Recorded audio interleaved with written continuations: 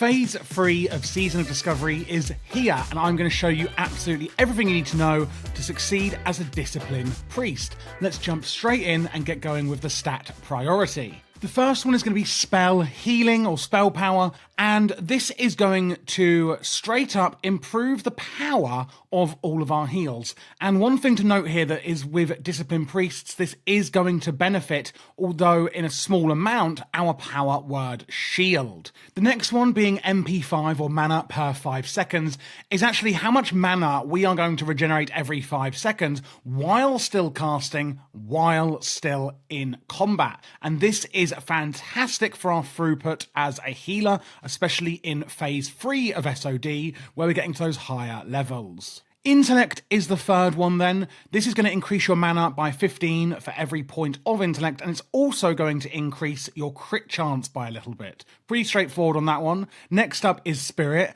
Now, this is actually your out of combat mana regen. However, as a disc priest, we are going to be speccing into a talent called meditation, which is going to allow a certain portion of our mana to continue regenerating while casting, making spirit actually quite important. Last but not least is, actually it's last and least, is going to be spell crit strike.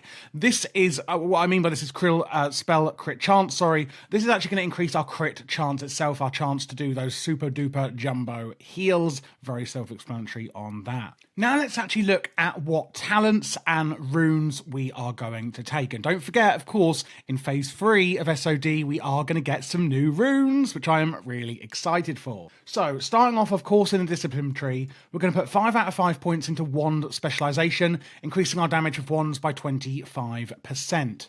When you do have any downtime between needing to heal your allies, you can just wand out the enemy and get a small amount of damage out there. And of course, this gets us on to the next row. We're going to put 3 out of 3 into improved power word shield, increasing the damage absorbed by our power word shield by 15%. This is, of course, amazing. Another 2 points going into improved power word fortitude, increasing the amount of stamina that our fortitude buff gives our allies and ourselves. We are also going to put 1 point into Silent Resolve, reducing the threat generated by our spells by 4%. Moving down onto the next row, here's the talent we spoke about earlier, Meditation, allowing 15% of mana regen to continue while casting.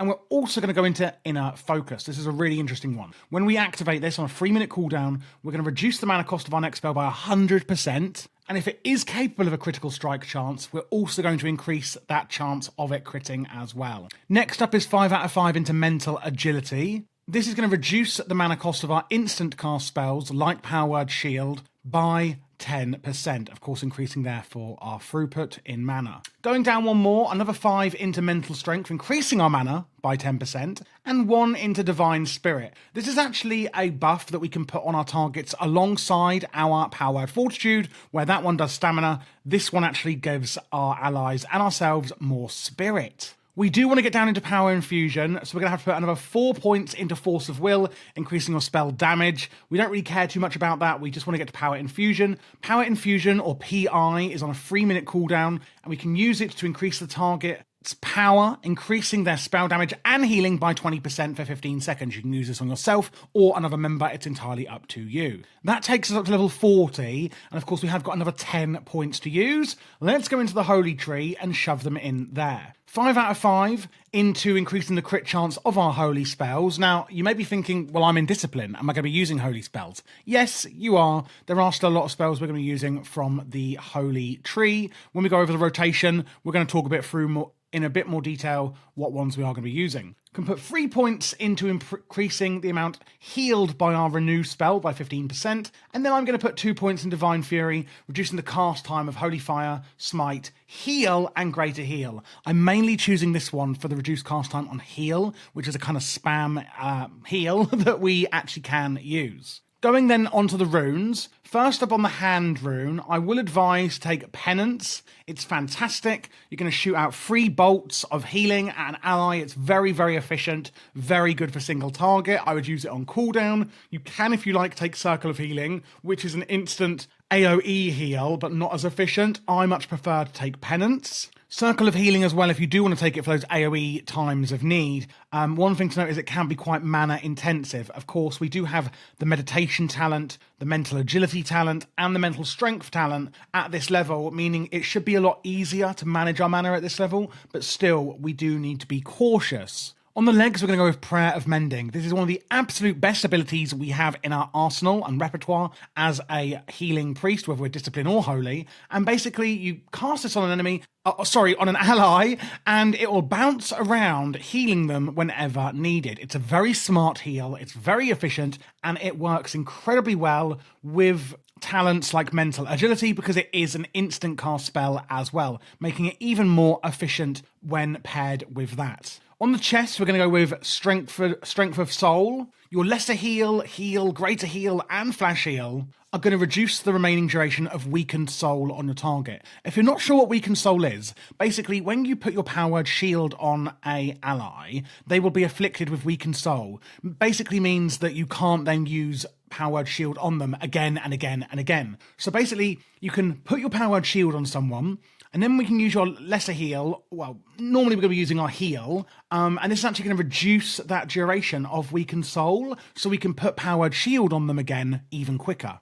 In addition, targets of your Powered Shield will gain Rage from taking damage, despite the damage being absorbed. This is, for warriors, etc. And Righteous Fury will trigger from damage absorbed by a Powered Shield as if it were a heal. So it is actually going to benefit other classes that you're playing with as well. If you're not sure what any of that means, don't worry. It's more for the people that you're healing rather than you yourself. The next one is actually quite interesting on the waist. Now, you may think Renewed Hope would be better. Your heals from Flash Heal, Less Heal, Heal and Greater Heal, and Penance have 10% increased crit chance when cast on targets with Weakened Soul. However, because we are heavily reducing the duration of Weakened Soul with Strength of Soul, I would say to ignore Renewed Hope because of that and go for Empowered Renew instead. Renew is a heal over time spell that we're going to be using. Not massively, it's quite inefficient. However, with Empowered Renew, it's going to instantly heal an amount, meaning you can use it in a bit more of like an emergency situation if you need to get a quick bit of healing out, just like that. And it's going to gain 15% increased benefit each time it heals from your bonus healing effects. So I wouldn't advise to go for Renewed Hope. I would say to go for Empowered Renew on that one. On the feet, I would go with Pain Suppression. It's going to reduce the damage taken by a friendly target by 40%, which is obviously huge. If you know that a boss ability is incoming and they're going to take a huge ton of damage, you can put this on them and heavily reduce it. And it will last for 8 seconds. The other one you could take is Dispersion. Basically, you disperse into a cloud of smoke, reducing all damage taken. You can't attack or cast spells, so do be ready to cancel this if needed, but you're going to regenerate a load of mana. Now, remember that you can get the Shadow Fiend book from Scarlet Monastery, and therefore that's going to help with our mana as well. And we've got a few mana talents. If you don't feel like you need the mana, then do definitely take Pain Suppression. If you are really struggling with mana, you could go for Dispersion instead. But I'm going to go for Pain Suppression.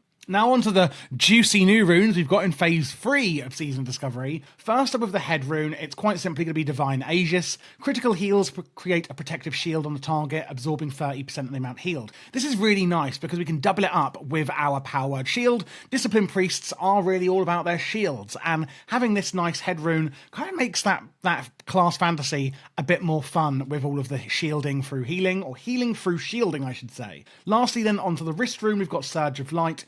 Critical spell casts cause your next smite or flash heal cast within 15 seconds to be instant. Basically, whenever this procs, boom, use a flash heal, it's going to be a nice bit of instant healing. Lastly then, let's actually go through the spells we are going to be using. First up, Penance, #1 top priority. Use it, use it, use it. Don't let it stay on cooldown. It's so efficient and it's really fun to use. #1 priority spell. Of course, going down the list, Circle of Healing is there to use to heal your party when constant healing is needed in an AoE manner. Again, that is going to be Penance or that. Remember, you have to choose one of those two. I do recommend Penance. Flash Heal, the next second one on the list, is in nasty situations where the target is likely to fall over, very inefficient, use sparingly. When you do get that proc from our new rune, however, that we've just spoken about, you can use it and get an instant cast of it. Still quite inefficient though. Heal is our very efficient Ying It's the yin to the flash heal's yang, I would say, in the fact that it's very efficient but a bit slower, and we can spam that one. It's kind of just our buffer heal, if you will. Renew, we've spoken about, very inefficient heal over time. Even when within powered renew, you shouldn't be using it like crazy. But remember, within powered renew, as soon as you cast renew, it is going to immediately heal a certain amount, meaning you can use it in a bit more of an emergency situation. Prayer of Mending, like we've already spoken about, same as Penance. Extremely efficient. Please use this on cooldown as much as physically possible. And remember, this is actually only going to heal once they take damage, etc., and bounce around, so you can use it even when people are at full health. Powered Shield, it is fairly inefficient, even with the runes, etc., that we're taking. We're going to use it on the tank before damage comes, mainly. Other members before damage comes, but you don't want to be spamming this out like a crazy person because it can actually be very mana inefficient when it comes down to that. Don't forget though, when we're going to be using our powered shield, they're going to get weakened soul, meaning we can't immediately use it on them again, but we can then use heal and flash heal, etc., to remove that weakened soul debuff or remove the duration on it, meaning we can get more powered shields out. We spoke about Saglab Healing. Prayer of Healing is the last one, which is a really simple AoE heal. We can use this to heal 5 party members at a time. Again, not that efficient. I would prefer that you would use Penance and Prayer of Mending, etc. with that. But that's pretty much it, guys. That's how you're going to play Discipline Priest in Phase 3 of SoD, Season of Discovery. If you have got any more questions, etc., or you're looking for people to play with it and stuff like that, do join my Discord, where we have a really big community of friendly veteran and beginner players who are always there to help. And you can also click the link down below to join my Patreon, where you're going to get a lot of behind the scenes content. You can chat to me directly and ask me any questions you may have. It also opens up a VIP channel in Discord. I always check that first before everything to make sure that your questions are getting answered in there where possible, etc. If you are looking for more Season of Discovery guides, head on over to my channel. Don't forget to click subscribe, of course. Scroll down and you will see here there is the current class guides shell. What this is it's all the current class guides for all of the versions that I currently cover. You will see here, once this video is out, that there will be a Season of Discovery Phase 3 playlist right here for you, as well as, Dragonflight, etc., if you'd like that. Thanks for watching, guys, and I'll see you in Azeroth.